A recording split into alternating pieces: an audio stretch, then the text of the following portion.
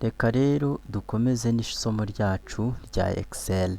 Isomo ryacu rya Excel ni ingenzi cyane kubera ko ritumenyesha byinshi twagakwiye kuba dukora twifashishije Excel. Excel igira byinshi rero byadufasha gukora documents zacu neza. Ubushize twarebye ni gute wasevinga document yawe ariko ugakoresha password. Ese noneho muribuka uburyo twakwaccessinga cyangwa se twafungura ya document yacu tukagira ibyo duhindura twifashishije ya password yacu? Reka turebe niba koko igifunze. Murabona ko igifunze. Reka ishyiremo password. Okay. Noneho rero reka turebe igice cya mbere muri Excel. Igice cya mbere muri Excel twarebaho ni home tab. File tab twarebyeho bikeya ariko tuzajya tugenda tureba n'ibindi bigiye bitandukanye. Reka rero tujye kuri sheet ibanza, hanyuma tugire ibyo duhindura cyangwa se tugire n'ibyo dukora. Copy, cut, format, paint, paste. Ibyo ni ibintu bisanzwe umuntu yagakwiye kuba wenda wiga Excel azi, kubera yuko kugira ngo wige Excel biba byiza iyo ubanjije kwiga Microsoft Word. So reka rero turebere hamwe ni gute twakoresha aka gaparti ka format paste cyangwa se aka gaparti ka format paste. Logique yako ni iyi. Format paste rero iyo ufite ibintu wanditse bifite format runaka cyangwa se bifite uko bigaragara, iyo ukoze kuri format paste igufasha gukopiya kwa kuntu cyangwa se igufasha gukora pirate ya bya bindi wari ufite, hanyuma iyo pirate ikayipestinga kuri bya bindi dufunguye ako kanya. Urugero,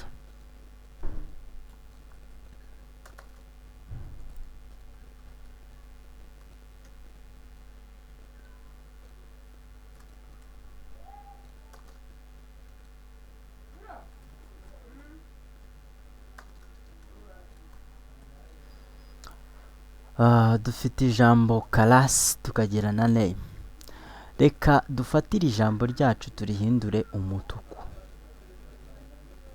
Niturangiza turihe times new roman muri Ford. Ubwo abakurikiranye isomo ryanjye rya Microsoft Word ibi byose bagiye babyumva. Hanyuma turashaka yuko iri jambo class naryo riba risa na name cyangwa se rifite imyitwarire 100% nk'iya name. Ndetse reka dufate name tuyongerere tuyigire 20. Hanyuma iri jambo ryacu iri dushaka ko rihinduka nk'iri ntabwo ari ryo dukandaho, ahubwo dukanda kuri iri ngiri rifite uburyo twifuza kuri iri. Hanyuma twarangiza tugakanda format paint. Twarangiza tukabona aka tools cyangwa se cancel ikaza kuba igaragara gutyo. Iyo dukanze kuri rya jambo neza rihita rifata format ya rya rindi ryari rifite. Reka turebe rero ni gute iyo ibintu bimeze gutya. Urabona name irimo kwinjira mu yindi colonne ndetse na class kwinjira mu yindi colonne. Bivuze ngo mu Cyongereza ntabwo biri fitted naho biri. Hari rero gukora icyo twita auto fit cyangwa se kubiringanyizamo mu buryo buri automatique.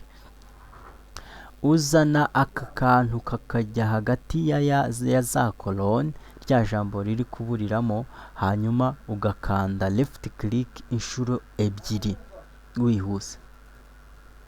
Murabona ko bihise biba. Uburyo bwa kabiri bwo gutuma ijambo riba fitted ntabwo ari ubwa auto fit. Gusa ikibazo kibaho iyo ukoresheje ubwo buryo bwa kabiri nuko ijambo nyine uburishyizemo ariko ntabwo riba rifitinze mu buryo ryisanzuye buri automatique butagize icyo butwaye. Icyo gihe rero noneho ubwo ntukanda double click, ahubwo urakanda ukagumishaho ugakurura ukageza aho wifuza kugeza. Tuvuge ko nkuruye nkageza ahangaha ariko ubu ntabwo biri auto fit. ndamutse nje nkakandaho gutya, ako kanya korone ihita igenda ikagera mu mwanya mwiza waho rya jambo ritagomba kurenga. Byagenda bite no kuri row ariko bimeze? Icyo gihe no kuri row ni nk'uko twabigenjeje hejuru kuri colonne, ubwo naho uraza ugakirikaho double click bigahita byikora.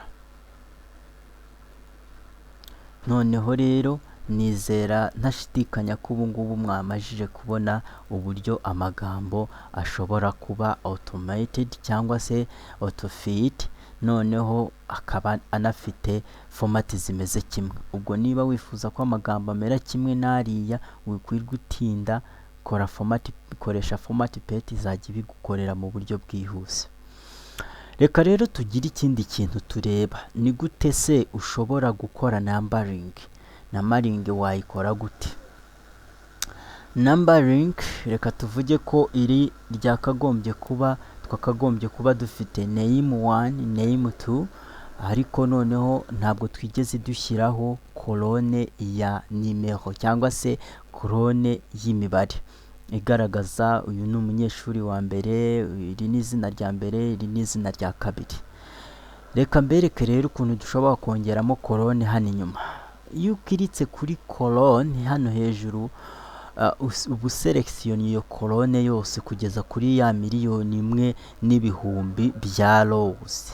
Hanyuma iyo ukiritse right click ugakirika insert, kolone ihita yinjiramo, icyo gihe izi nyuma ya kolone wa selection. Murabona ko name yigiye imbere, hanyuma kolone iyo twashakaga ihitiza ku mwanya w'inyuma. Icyo gihe rero dushobora kwandikamo nimero, nanone tugakoresha format pet tugakirikaho bigahita bisa.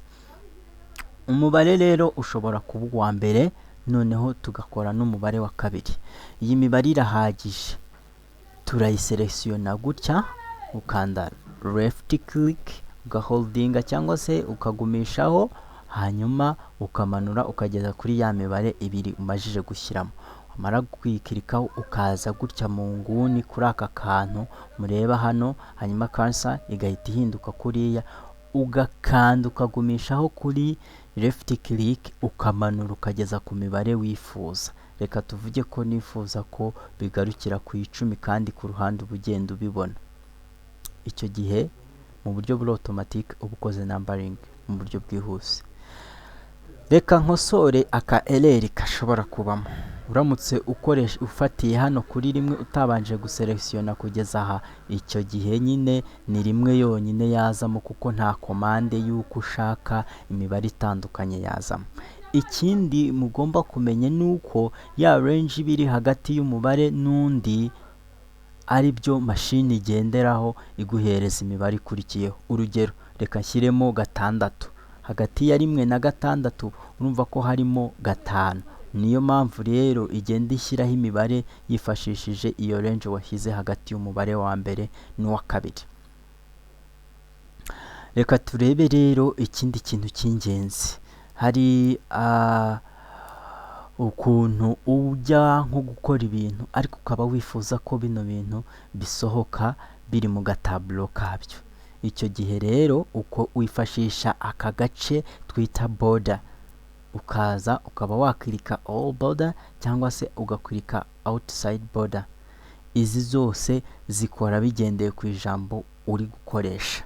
Ubwo niba uri umunyeshuri mwiza ushobora kuza kugenda ukoresha buri kamwe kugira ngo urebe uko gakora wifashishije kuko nkozeho. Urabona yuko nkoze rero bordering za buri kamwe.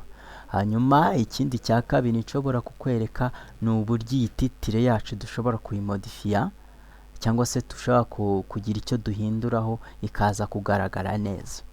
Dushobora kuyitambika twifashishije orientation. Iki gice nicyo bita orientation. Hano ni muri alignment. Orientation rero igufasha guhengeka amagambo mu buryo wifuza. Urugero, hano dushobora gukoresha angle counterclockwise tukabyerekeza muri uru ruhande. Icyo gihe murabona ko rwose bihise bigaragara neza muri ka gatablo twabishyizemo.